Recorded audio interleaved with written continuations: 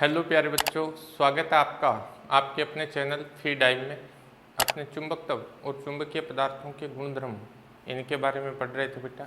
अब तक जो अपने पढ़ा था वो अपने क्षण चुंबक के बारे में पढ़ा था। अब अपने पृथ्वी चुंबक की भांति व्यवहार करती है, यानी पृथ्वी के चुंबकत्व के बारे में पढ़ेंगे, जिसे अपने क्या कहते हैं, भू चुंबकत्व या भू चुंबकत्व या पार्थिव चुंबकत्व। भू चुंबकत्व या पार्थिव चुंबकत्व। भू चुंबकत्व क्या है? हमारी पृथ्वी चुंबक की भांति व्यवहार करती है।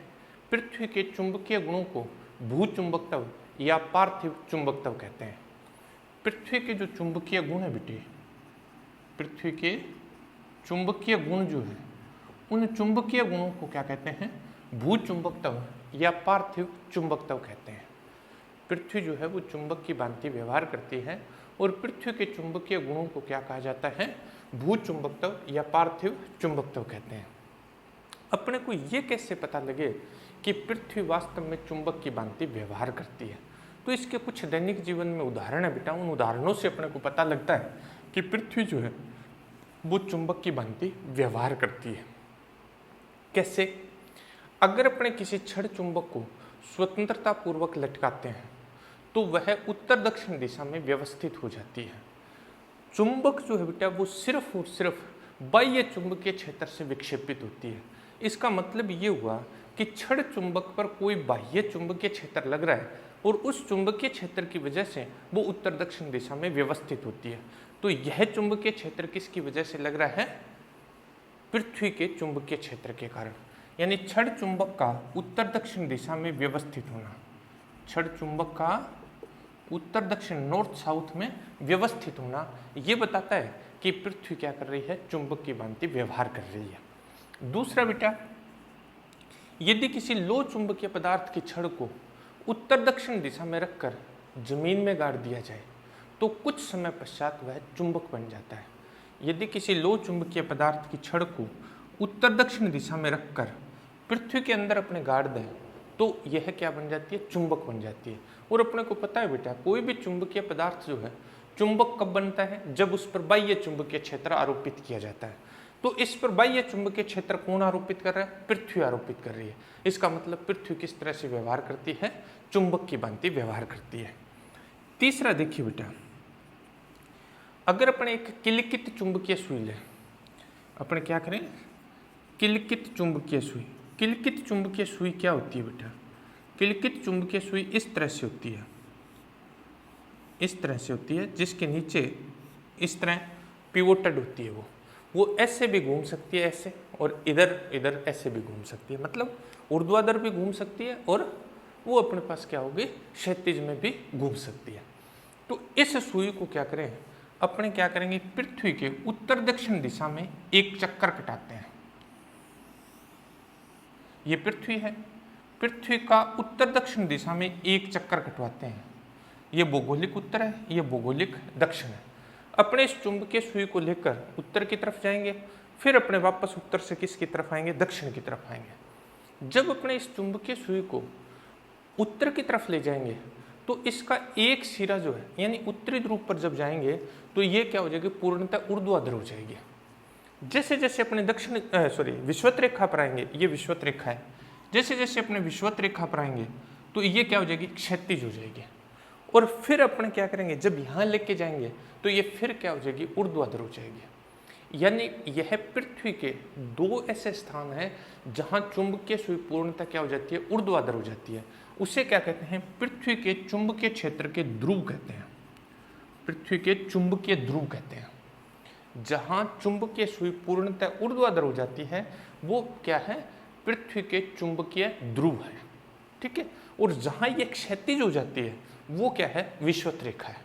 यानी विषुवत रेखा पर ये चुंबकीय सुई पूर्णतः क्षैतिज होगी और जैसे अपने ध्रुवों पे, यानी विषुवत रेखा पर ये स्थिति होगी, जैसे जैसे अपने विषुवत रेखा से ध्रुवों की तरफ जाएंगे वो क्या होती जाएगी? ऐसे होती जाएगी और ध्रुव पर एकदम क्या हो जाएगी? वर्टिकल हो जाएगी। ठीक है। विषुवत रेखा पर क्या हो जाएगी? हॉरिजॉन्टल, क्षैतिज हो जाएगी। ठीक है। जिन स्थानों पर ये पूर्णतः ऊर्ध्वाधर हो जाती है वे स्थान क्या कहलाते हैं? पृथ्वी के चुंबकीय ध्रुव कहलाते हैं। अब ये पृथ्वी के जो चुंबकीय ध्रुव है बेटा, वो इन भौगोलिक ध्रुवों से संपातित नहीं होते हैं। अब इन दोनों में अंतर करने के लिए इसको मैं NG नाम दे देता हूं, इसको SG। NG का मतलब है ज्योग्राफिकल नॉर्थ, SG का मतलब है ज्योग्राफिकल साउथ। पृथ्वी के जो चुंबकीय ध्रुव हैं वो इन भौगोलिक ध्रुवों के संपातित नहीं होते हैं। ये अपने पास होता है SM और ये अपने पास होता है NM। ये साउथ पोल है, south pole of magnetic field. पृथ्वी के चुंबकीय क्षेत्र का दक्षिणी ध्रुव है ये, और ये पृथ्वी के चुंबकीय क्षेत्र का क्या है? उत्तरी ध्रुव है। देखिए अपने ये कहते हैं कि क्षण चुंबक जो है वो उत्तर दक्षिण दिशा में व्यवस्थित हो जाती है। यानी क्षण चुंबक का उत्तरी ध्रुव जो है वो भौगोलिक उत्तर की तरफ क्यों जाता है? क्योंकि भौगोलिक उत्तर की तरफ उसको अपनी तरफ आकर्षित करने वाला कोई ध्रुव है, तो विपरीत ध्रुव एक दूसरे को आकर्षित करते हैं, तो इस तरफ क्या होगा? साउथ पोल होगा किसका? अर्थ के मैग्नेट का, यानी south pole of earth's magnetic field. और इस तरफ क्या आ जाएगा अपने पास? North pole of magnetic field आ जाएगा। ये जो इन दोनों ध्रुवों को, भौगोलिक ध्रुवों को मिलाने वाली ये जो रेखा है इसको क्या बोलते हैं? भौगोलिक अक्ष कहते हैं बेटा, भौगोलिक अक्ष कहते हैं। और इन चुंबकीय ध्रुवों को मिलाने वाली ये जो रेखा है इसे चुंबकीय अक्ष कहते हैं। यानी जो अपने पास पृथ्वी है, पृथ्वी के चुंबकीय ध्रुव जो होते हैं वो भौगोलिक ध्रुवों से संपातित नहीं होते हैं। भौगोलिक अक्ष और चुंबकीय अक्ष जो है इसके मध्य जो है वो 11.3 डिग्री का कोण बनता है। किस किस के बीच में बेटा? भौगोलिक अक्ष और चुंबकीय अक्ष के बीच में कितने डिग्री का? 11.3 डिग्री का कोण बनता है बेटा।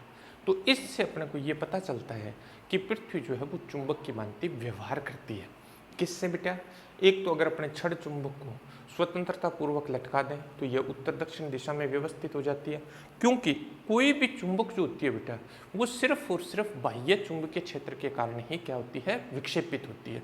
तो इसका मतलब क्षण चुंबक पर कोई बाह्य चुंबकीय क्षेत्र लग रहा है, और ये बाह्य चुंबकीय क्षेत्र कौन लगा रहा है? पृथ्वी लगा रही है। दूसरा आपने ये बोला था कि अगर किसी लो चुंबकीय पदार्थ की छड़ को उत्तर दक्षिण दिशा में रखकर जमीन में गाड़ दिया जाए बेटा तो कुछ समय पश्चात वह चुंबकित हो जाती है। कोई भी लो चुंबकीय पदार्थ चुंबकित कब होता है? जब उस पर बाह्य चुंबकीय क्षेत्र आरोपित किया जाता है। इसका मतलब पृथ्वी जो है वो क्या करती है? उस पर चुंबकीय क्षेत्र आरोपित करती है, और उस चुंबकीय क्षेत्र की वजह से वो छड़ जो अपने लो चुंबकीय पदार्थ की छड़ है वो किस में बदल जाती है? चुंबक में बदल जाती है। तीसरा आपने ये कहा कि किसी किलकित चुंबकीय सुई को अगर अपने पृथ्वी का एक चक्कर उत्तर दक्षिण दिशा में घुमाएं बेटा तो ये दो स्थानों पर पूर्णतः क्या हो जाती है? ऊर्ध्वाधर हो जाती है। और दो स्थानों पर, यानी एक चक्कर लगाएंगे तो दो स्थान आ जाएंगे। एक चक्कर का मतलब इसके चारों तरफ घुमाना, ऐसे घुमाना। तो इस स्थान पर और इस स्थान पर तो पूर्णतः ऊर्ध्वाधर हो जाएगी, और इस स्थान पर और इस स्थान पर पूर्णतः क्या हो जाएगी? क्षैतिज हो जाएगी। जहां ऊर्ध्वाधर होती है उसे पृथ्वी के चुंबकीय ध्रुव कहते हैं, और जहाँ क्षैतिज होती है वो क्या आ जाती है? विषुवत रेखा आ जाती है। पृथ्वी के जो चुंबकीय ध्रुव है वो भौगोलिक ध्रुवों के संपातित नहीं होते बेटा। भौगोलिक अक्ष और चुंबकीय अक्ष के मध्य लगभग 11.3 डिग्री का कोण बनता है। तो ये था बेटा कि पृथ्वी चुंबक की भांति व्यवहार करती है। अब बात ये आती है कि पृथ्वी चुंबकीय क्षेत्र की भांति व्यवहार करती क्यों है? कारण क्या है? यानी भूचुंबकत्व की उत्पत्ति के कारण क्या है? पृथ्वी चुंबक की भांति व्यवहार करती है, ये पता लग गया अपने को। ये क्यों करती है, इसका रीजन क्या है बेटा? भूचुंबकत्व की उत्पत्ति के कारण। भूचुंबकत्व की उत्पत्ति के कारण क्या है? भूचुंबकत्व की उत्पत्ति के कारण रीजन क्या है? ऐसे क्या रीजन है जिनकी वजह से पृथ्वी जो है वो चुंबक की भांति व्यवहार करती है? क्या कारण है? देखिए बेटा, इसके बारे में अलग अलग धारणाएं हैं, ठीक है। सबसे पहले ये, अब बिल्कुल इसके बारे में नहीं है लेकिन आपको मैं बता रहा हूँ। सबसे पहले ये माना गया था कि पृथ्वी के अंदर जो है वो एक बहुत बड़ा चुंबक दबा हुआ है, और उस चुंबक की वजह से पृथ्वी क्या करती है? चुंबकीय गुण प्रदर्शित करती है। लेकिन जैसे जैसे स्टडी हुई पता लगा कि पृथ्वी के गर्भ में इतना उच्च ताप है कि उस ताप में किसी चुंबक में चुंबकत्व रह ही नहीं सकता। तो ये धारणा तो गलत हो गई। लेकिन प्रारंभिक स्थिति यही थी कि ये माना गया कि पृथ्वी के अंदर जो है एक बहुत बड़ा चुंबक दबा हुआ है और उस चुंबक के कारण पृथ्वी क्या करती है, चुंबकीय गुण प्रदर्शित करती है। लेकिन ये धारणा सही नहीं है। तो अब अपने पास क्या क्या धारणाएं हैं। नंबर 1, सूर्य से जो प्रकाश आता है बेटा वो विषुवत रेखा पर सीधा आपतित होता है। सूर्य से आने वाला जो प्रकाश है वो विषुवत रेखा पर क्या है, सीधा आपतित होता है। ये पृथ्वी अपनी, इस पृथ्वी की ये विषुवत रेखा, सूर्य से जो प्रकाश आता है वो विषुवत रेखा पर सीधा आता है। जब सीधा प्रकाश इस पर आपतित होता है तो यहाँ गर्मी बहुत अधिक होती है। इस गर्मी की वजह से यहाँ की वायु जो है वो क्या हो जाती है, हल्की होकर ऊपर उठती है। जब वायु हल्की होकर ऊपर उठती है तो ये इसके ऊपर वाला उत्तरी गोलार्ध है, उत्तरी गोलार्ध, और नीचे वाला क्या है, दक्षिणी गोलार्ध है। ये वायु उत्तरी और दक्षिणी गोलार्ध की तरफ फैल जाती है।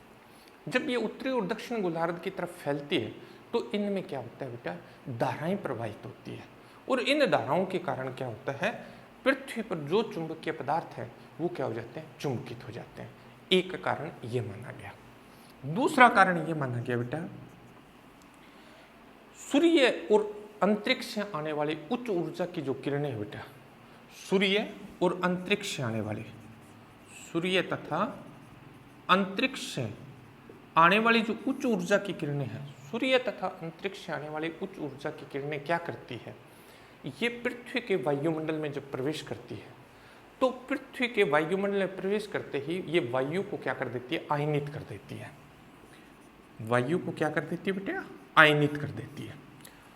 सूर्य और अंतरिक्ष से आने वाली उच्च ऊर्जा की जो किरणें हैं बेटा, जब पृथ्वी के वायुमंडल में प्रवेश करती है तो ये क्या करती है, वायु को आयनित कर देती है। पृथ्वी अपने अक्ष पर घूर्णन करती है तो इन आयनों के कारण क्या होती है, विद्युत धाराएं प्रवाहित होती है।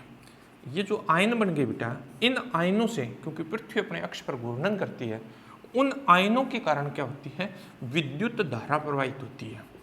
और इस विद्युत धारा की वजह से क्या है, क्योंकि विद्युत धारा के कारण चुंबकीय क्षेत्र उत्पन्न होता है बेटा, ठीक है, अपने पिछले चैप्टर में पढ़ा था विद्युत धारा का चुंबकीय प्रभाव। तो इस विद्युत धारा के कारण क्या होता है, चुंबकीय क्षेत्र उत्पन्न होता है और ये जो चुंबकीय क्षेत्र है वो पृथ्वी पर स्थित चुंबकीय पदार्थों को क्या कर देता है, चुंबकित कर देता है, जिससे पृथ्वी में चुंबकत्व की उत्पत्ति होती है। तीसरा बेटा, एक एल्सिसर नामक वैज्ञानिक था, एल्सिसर नामक वैज्ञानिक था। एल्सिसर ने यह बताया बेटा कि पृथ्वी के गर्भ में, पृथ्वी के गर्भ में, क्रोड में, पृथ्वी के गर्भ में क्या है, उच्च ताप है, हाई टेम्परेचर है, बिल्कुल हाई टेम्परेचर है। और उसमें पिघली हुई अवस्था में, पिघली हुई अवस्था में अपने पास क्या है, निकल, कोबाल्ट, लोहा, ये है पिघली हुई अवस्था में, ठीक है। अब ये इसको बोलते हैं अर्धद्रव क्रोड, यानी पिघली हुई अवस्था में पृथ्वी जब अपने अक्ष पर घूर्णन करती है तो इनमें हल्की संवहन धाराएं उत्पन्न हो जाती है। जो पृथ्वी अपने अक्ष पर घूमने, जैसे अपने प्याले में पानी डाल के उस प्याले को धीरे धीरे घुमाएं तो वो पानी धीरे धीरे घूमने लग जाएगा। प्याले को ऐसे हिलाएंगे धीरे धीरे तो वो पानी घूमने लग जाएगा। इसी तरह से जब पृथ्वी घूमती है तो इसके गर्भ में जो द्रव अवस्था में लोहा, निकल और कोबाल्ट है वो घूमने लग जाता है। जब वो घूमता है बेटा तो उसमें हल्की संवहन धाराएं उत्पन्न हो जाती है और इन हल्की संवहन धाराओं के कारण क्या होता है, पृथ्वी में चुंबकत्व की उत्पत्ति होती है। ये कारण, इनमें से कोई भी कारण आज तक ये स्पष्ट नहीं है कि पृथ्वी में चुंबकत्व की उत्पत्ति का कारण है क्या, लेकिन इनमें से सबसे ज़्यादा विद्युत धारा जो है, विद्युत धारा के कारण पृथ्वी में चुंबकीय क्षेत्र की उत्पत्ति होती है। इसको माना जाता है, ऑथेंटिक कोई भी नहीं है। ये तीन कारण अपने पास है कि इन कारणों से पृथ्वी में चुंबकत्व की उत्पत्ति होती है। तो ये था बेटा अपने पास भू चुंबकत्व या पार्थिव चुंबकत्व क्या है और इसकी उत्पत्ति कैसे हुई है। कैसे हुई है इसके बारे में ऑथेंटिसिटी नहीं है, लेकिन जो विद्युत धारा वाला पॉइंट है उसको सबसे ज़्यादा महत्व दिया जाता है कि पृथ्वी में चुंबकत्व की जो उत्पत्ति है वो किसकी वजह से होती है, विद्युत धाराओं के कारण होती है। नेक्स्ट अपने पास आता है बेटा भू चुंबकत्व के अवयव, और ये मोस्ट इंपॉर्टेंट टॉपिक है, एग्जाम में आने वाला टॉपिक है बेटा, ऑलमोस्ट ये एग्जाम में पूछा जाता है।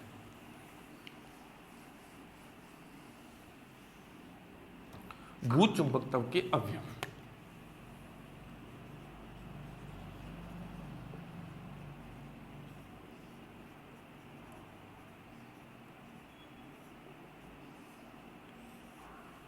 भूचुंबकत्व के अवयव क्या है? देखिए बेटा, जिस तरह से अगर किसी प्लेन में या स्पेस में अगर अपने पास कोई पॉइंट है, उस पॉइंट का अपने को स्थिति ज्ञात करनी है। उस पॉइंट की स्थिति ज्ञात करने के लिए अपने को उसके निर्देशांकों की आवश्यकता होती है। प्लेन में है तो भी अपने पास किसी बिंदु की स्थिति को ज्ञात करने के लिए अपने को क्या चाहिए होते हैं बेटे? अपने को उसके निर्देशांक चाहिए होते हैं। इसी तरह से भूचुंबकत्व के अवयव क्या है? किसी स्थान पर, कोई भी स्थान हो, जैसे मान लो अपने पास राजस्थान है, राजस्थान में अपने को क्या करना है? राजस्थान के जयपुर में अपने पृथ्वी के चुंबकीय क्षेत्र का मान ज्ञात करना है। तो पृथ्वी पर किसी भी स्थान पर पृथ्वी के चुंबकीय क्षेत्र का मान ज्ञात करने के लिए, पृथ्वी के चुंबकीय क्षेत्र का मान ज्ञात करने के लिए कुछ राशियों की आवश्यकता होती है, और उन राशियों को क्या कहते हैं? भूचुंबकत्व के अवयव कहते हैं। किसी स्थान पर भूचुंबकत्व का मान ज्ञात करने के लिए जिन राशियों की आवश्यकता होती है, उन राशियों को भूचुंबकत्व के अवयव कहते हैं। और ये 3 है बेटा। ये कितने हैं? 3 हैं। पहला अपने पास है बेटा दिक्पात का कोण। दिक्पात का कोण। भूचुंबकत्व के अवयव क्या है बेटा? वे राशियां जिनकी सहायता से किसी स्थान पर पृथ्वी के चुंबकीय क्षेत्र का मान ज्ञात किया जाता है, उन राशियों को क्या कहते हैं? भूचुंबकत्व के अवयव कहते हैं। दिक्पात का कोण। दूसरा है बेटा नति, या इसको नमन भी बोल देते हैं बेटा, नति कोण या नमन कोण, नति या नमन कोण। और तीसरा है बेटा पृथ्वी के चुंबकीय क्षेत्र का, पृथ्वी के चुंबकीय क्षेत्र का क्षैतिज घटक, क्षैतिज घटक। ये 3 है बेटा, दिक्पात का कोण, नति कोण या नमन कोण, पृथ्वी के चुंबकीय क्षेत्र का क्षैतिज घटक। मोस्ट इंपोर्टेंट क्वेश्चन है बेटा, बोर्ड एग्जाम में मोस्टली इसमें से पूछा ही पूछा जाता है। अच्छी तरह से करना इस क्वेश्चन को, बिल्कुल इजी सा क्वेश्चन है बेटा। सबसे पहले अपने देखते हैं दिक्पात का कोण क्या है। दिक्पात का कोण किसे कहते हैं? किसी स्थान पर चुंबकीय याम्योत्तर और भौगोलिक याम्योत्तर के मध्य, किसी स्थान पर चुंबकीय याम्योत्तर और भौगोलिक याम्योत्तर के मध्य बनने वाले कोण को दिक्पात का कोण कहते हैं। दिक्पात कोण किसे कहते हैं बेटा? देखिए, किसी स्थान पर चुंबकीय याम्योत्तर और भौगोलिक याम्योत्तर, चुंबकीय याम्योत्तर तथा भौगोलिक याम्योत्तर, इनके बीच में जो कोण बनता है उस कोण को क्या कहते हैं? दिक्पात का कोण कहते हैं। कैसे बेटा? देखिए, अपने पास ये OC चुंबकीय अक्ष है, चुंबकीय अक्ष है। OC अपने पास क्या है? चुंबकीय अक्ष है। OC अपने पास क्या चीज है? चुंबकीय अक्ष है। और मैंने बताया था बेटा, आपको परिभाषा बताई थी याम्योत्तर की, चुंबकीय याम्योत्तर की। चुंबकीय अक्ष में से गुजरने वाला ऊर्ध्वाधर काल्पनिक तल चुंबकीय याम्योत्तर कहलाता है। ये अपने पास एक तल है बेटा, ये एक तल बन गया ABCO। ये अपने पास चुंबकीय याम्योत्तर है, चुंबकीय याम्योत्तर है। ये चुंबकीय अक्ष है। इस चुंबकीय अक्ष में से गुजरने वाला ऊर्ध्वाधर काल्पनिक तल चुंबकीय याम्योत्तर कहलाता है।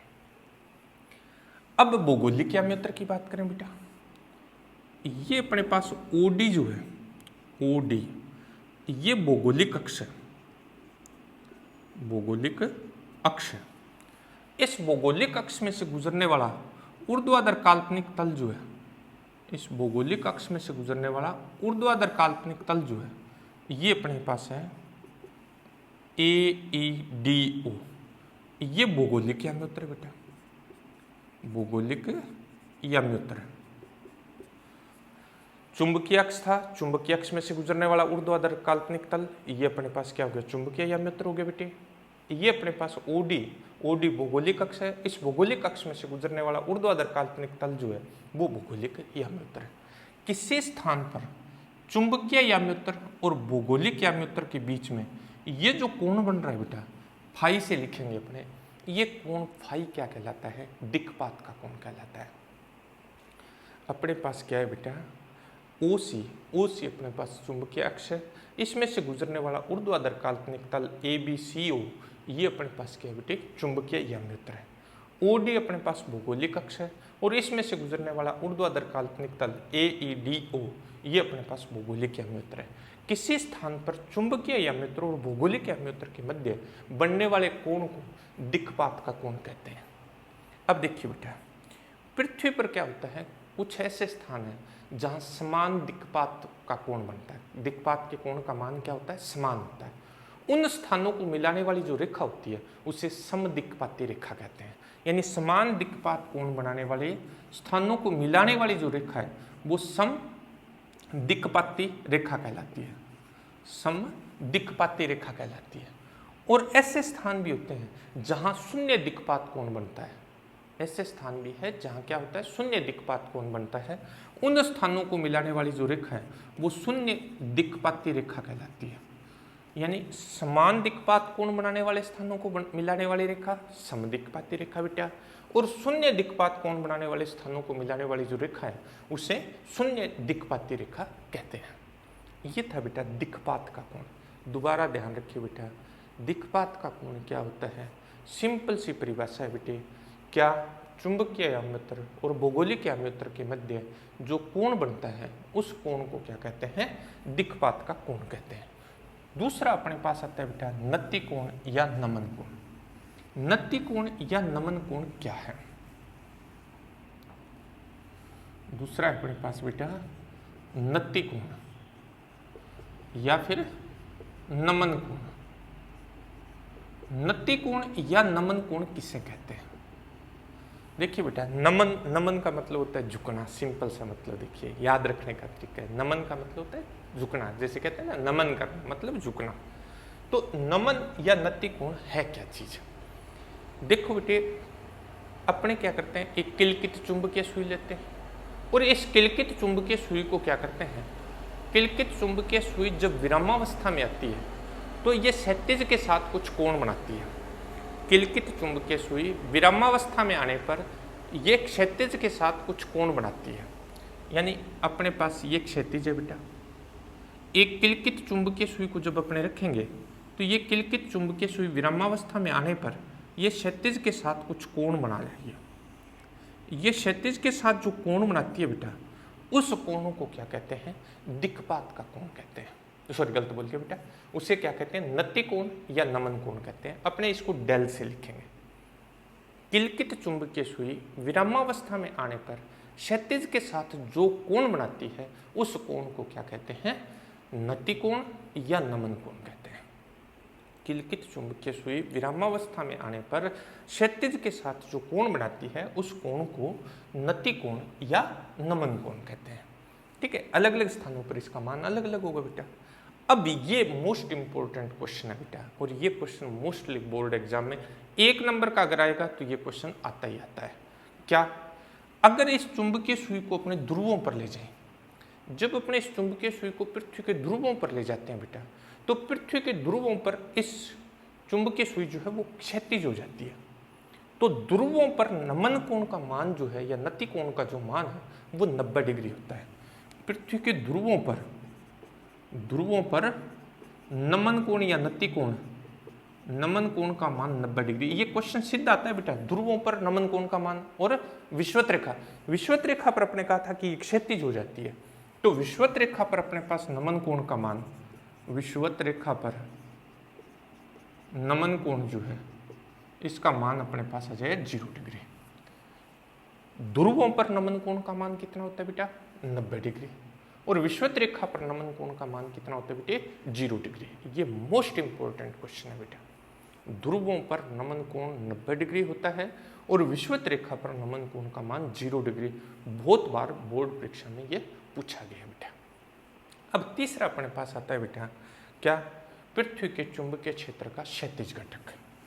पृथ्वी के चुंबकीय क्षेत्र का क्षैतिज घटक। तीसरा है अपने पास पृथ्वी के चुंबकीय क्षेत्र का क्षैतिज घटक। पृथ्वी के चुंबकीय क्षेत्र का क्षैतिज घटक क्या है, किलकित चुंबकीय सुई विरामावस्था में आने पर क्षैतिज के साथ जो कोण बनाती है बेटा, उस कोण को अपने नमन कोण कहते हैं। कैसे बेटे? ये क्षैतिज है बेटा, ये क्षैतिज है, और किलकित चुंबकीय सुई विरामावस्था में आने पर ये क्षैतिज के साथ क्या कर रही है? कुछ कोण बना रही है। ये क्षैतिज के साथ क्या कर रही है? कुछ कोण बना रही है, और क्षैतिज के साथ इसके द्वारा बनाया गया ये वाला कोण जो है बेटा, इस कोण को अपने क्या कहते हैं? नमन कोण। विरामावस्था में आने पर चुंबकीय सुई जो है वो पृथ्वी के परिणामी चुंबकीय क्षेत्र की दिशा को व्यक्त करती है। विरामावस्था में आने पर चुंबकीय सुई पृथ्वी के परिणामी चुंबकीय क्षेत्र, परिणामी चुंबकीय क्षेत्र ये हो गया बेटा, ये परिणामी चुंबकीय क्षेत्र की दिशा को व्यक्त करती है, यानी परिणामी चुंबकीय क्षेत्र की दिशा ये आ गई। अब इस चुंबकीय क्षेत्र के अपने पास क्या है? 2 घटक हो जाएंगे। इस चुंबकीय क्षेत्र के अपने पास कितने घटक हो गए? 2 घटक। एक घटक हो जाएगा अपने पास क्षैतिज घटक, क्षैतिज घटक। क्षैतिज घटक को अपने BH से लिख देते हैं। H मतलब होता है हॉरिजॉन्टल, हॉरिजॉन्टल मतलब क्षैतिज। BH का मान अपने पास आ जाएगा B cos डेल, BH का मान आ जाएगा अपने पास B cos डेल, यानी यहाँ घटक ज्ञात करेंगे तो ये B cos डेल आ जाएगा। दूसरा अपने पास आ जाएगा वर्टिकल कंपोनेंट, ऊर्ध्व घटक। ऊर्ध्व घटक अपने पास आ जाएगा vertical VV is equal to आ जाएगा बेटे B साइन डेल। ये अपने को पता है घटक कैसे ज्ञात किए जाते हैं, ये आ जाएगा B साइन डेल।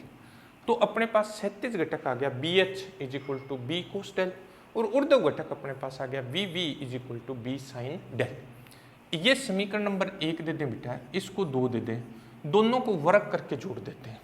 इन दोनों को जब वर्ग करके जोड़ेंगे तो BH square plus VV square is equal to अपने पास आ जाएगा बेटा B स्क्वायर कॉमन आ जाएगा, cos square del plus sine square del क्या हो जाएगा? 1 हो जाएगा। तो अपने पास क्या आ गया बेटा? इन तीनों में ये रिलेशन आ गया। इन तीनों में से अगर अपने को 2 का मान पता है तो अपने तीसरे का मान ज्ञात कर सकते हैं। मोस्ट इंपोर्टेंट रिलेशन है बेटा। अब अपने क्या करते हैं? 2 में 1 का भाग दे देते हैं। समीकरण 2 भाग 1, 2 में जब 1 का भाग देंगे तो sine del upon cos del यह जगह tan del is equal to अपने पास आ गया बेटा VV अपॉन BH। एक रिलेशन ये भी है, ये भी मोस्ट इंपोर्टेंट। अगर दोनों घटक दिए हुए आपको तो आप क्या ज्ञात कर सकते हैं?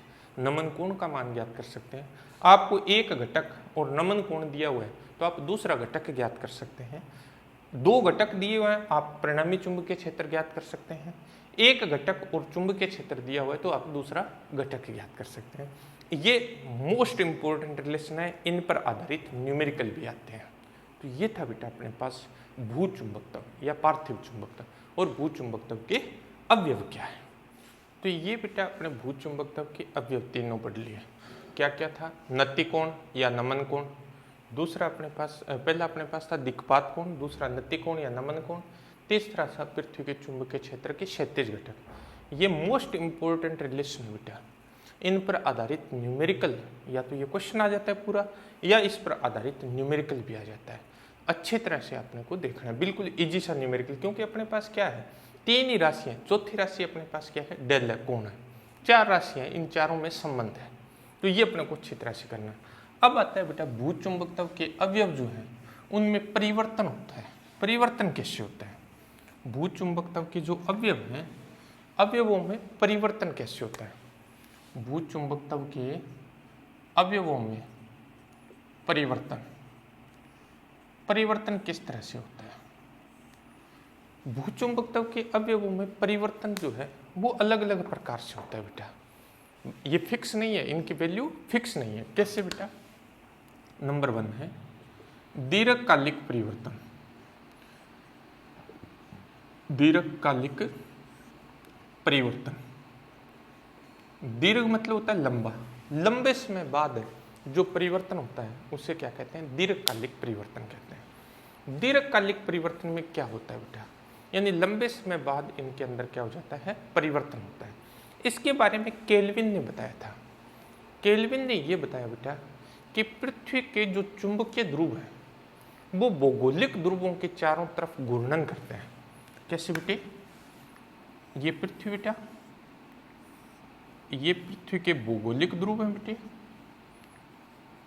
और ये अपने पास क्या थे, चुंबकीय ध्रुव थे, चुंबकीय ध्रुव। ये जो चुंबकीय ध्रुव है ये इन भौगोलिक ध्रुवों के चारों तरफ ऐसे घूर्णन करते हैं। पृथ्वी के चुंबकीय ध्रुव जो है वो भौगोलिक ध्रुवों के चारों तरफ क्या करते हैं, घूर्णन करते हैं। और केल्विन के अनुसार घूर्णन का एक चक्कर जो है वो लगभग 1000 साल में पूरा होता है। यानी ये ध्रुव जो है वो 1000 साल में अपना एक घूर्णन पूरा करते हैं। तो इसमें बहुत ज़्यादा टाइम लग गया बेटा। तो धीरे धीरे क्या होगा, यानी धीरे धीरे चुंबकीय जो अपने पास चुंबकीय अवयव जो थे उनमें क्या होता है, परिवर्तन होता रहता है। इसको दीर्घकालिक परिवर्तन कहते हैं बेटा। दूसरा है बेटा अपने पास वार्षिक परिवर्तन। वार्षिक परिवर्तन ये था बेटा दीर्घकालिक परिवर्तन। अब है वार्षिक परिवर्तन। वार्षिक परिवर्तन में क्या होता है कि जो भूचुंबकत्व के अवयव है उनमें वार्षिक परिवर्तन भी होता है। वर्ष के एक विशेष माह में इनका मान अलग होता है और एक दूसरे विशेष माह में क्या होता है, इनका मान अलग होता है। जुलाई महीने में दिक्पात के कोण का मान दक्षिणी गोलार्ध में अधिक होता है, दक्षिणी गोलार्ध में अधिक होता है, और फरवरी माह में उत्तरी गोलार्ध में अधिक होता है। तो वर्ष के एक विशेष माह में इनका कुछ अलग मान और दूसरे विशेष माह में कुछ अलग मान होता है बेटा। तीसरा जो परिवर्तन है बेटा वो है दैनिक परिवर्तन।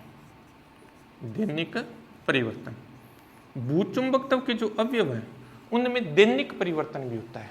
दिन के एक विशेष समय में इनका अलग मान और दूसरे विशेष समय में इनका कुछ अलग मान हो जाता है, दैनिक परिवर्तन भी होता है। चौथा अपने पास आता है बेटा अकस्मात परिवर्तन। अकस्मात परिवर्तन, अकस्मात परिवर्तन में क्या होता है बेटा, भूचुंबकत्व के अवयव मतलब ये परिवर्तन होता है, ये भी होता है, ये भी होता है, इसके अलावा ये अचानक बदल जाते हैं। जिससे मौसम एकदम साफ है और आंधी आ जाती है, ठीक है। उसी तरह से क्या होता है कि भूचुंबकत्व के अवयव जो होते हैं उनमें अकस्मात परिवर्तन भी हो जाता है। और ये जो अकस्मात परिवर्तन होता है इसे क्या कहते हैं बेटा, चुंबकीय विक्षोभ कहते हैं, चुंबकीय विक्षोभ कहते हैं। तो इस तरह से भूचुंबकत्व के अवयव जो है वो निरंतर परिवर्तनशील रहते हैं, यानी इनके मान फिक्स नहीं रहते। हालांकि ज़्यादा इम्पोर्टेंट ये अपने पास है, ये बहुत लंबे टाइम बाद होता है, इसलिए ऑलमोस्ट जब अपने चुंबकीय क्षेत्र का मान ज्ञात करते हैं पृथ्वी के चुंबकीय क्षेत्र का, तो वो मान नियत मान लेते हैं। जैसे दिल्ली में पृथ्वी के चुंबकीय क्षेत्र का जो मान है वो लगभग 0.34 या 35 गोस माना जाता है, ठीक है। इतना चुंबकीय क्षेत्र पृथ्वी के चुंबकीय क्षेत्र का मान माना जाता है, ज्ञात करते हैं इतना। तो इसको लगभग अपने फिक्स मान लेके ही चलते हैं, ये दिल्ली का मान है चुंबकीय क्षेत्र का। तो इस तरह से अपने पास क्या है, पृथ्वी के चुंबकीय क्षेत्र के जो अवयव हैं उनमें परिवर्तन होता है। ये पूरा था बेटा भूचुंबकत्व क्या है, भूचुंबकत्व की उत्पत्ति के कारण क्या है। हालांकि कारणों के बारे में मैंने आपको बताया था, कोई फिक्स नहीं है बेटा कि इस वजह से भूचुंबकत्व की उत्पत्ति होती है, फिर भी विद्युत धाराओं को भूचुंबकत्व की उत्पत्ति का मुख्य कारण माना गया है। फिर अपने पढ़ा कि भूचुंबकत्व के अवयव क्या होते हैं। मोस्ट इंपॉर्टेंट क्वेश्चन है बेटा, भूचुंबकत्व के अवयव वे राशियां होती हैं जिन राशियों की सहायता से किसी स्थान पर पृथ्वी के चुंबकीय क्षेत्र का मान ज्ञात किया जाता है। ये अपने पास 3 थी बेटा, क्या क्या, दिक्पात का कोण, नति कोण या नमन कोण, और पृथ्वी के चुंबकीय क्षेत्र का क्षैतिज घटक, जिनके बारे में अपने डिटेल से पढ़ा। फिर आता है बेटा इनमें परिवर्तन होता है क्या, बिल्कुल इनमें परिवर्तन होता है बेटा। परिवर्तन के ये अपने पास कारण है कि इसमें दीर्घकालिक परिवर्तन होता है, इनमें वार्षिक परिवर्तन होता है, इनमें दैनिक परिवर्तन होता है और अकस्मात परिवर्तन होता है। जो अकस्मात परिवर्तन होता है बेटा उसे क्या कहते हैं, चुंबकीय विक्षोभ कहते हैं। तो ये था बेटा पूरा टॉपिक अपना क्या, भूचुंबकत्व। अच्छी तरह से टॉपिक को देखना है बेटा, पूरा वीडियो देखिए बेटा। जहाँ समझ में नहीं आई कमेंट बॉक्स में कमेंट कीजिए, आपका जो भी प्रॉब्लम होगी उस प्रॉब्लम का आपको सॉल्यूशन बता दिया जाएगा। चैनल को सब्सक्राइब कीजिए और ज़्यादा से ज़्यादा शेयर कीजिए। धन्यवाद।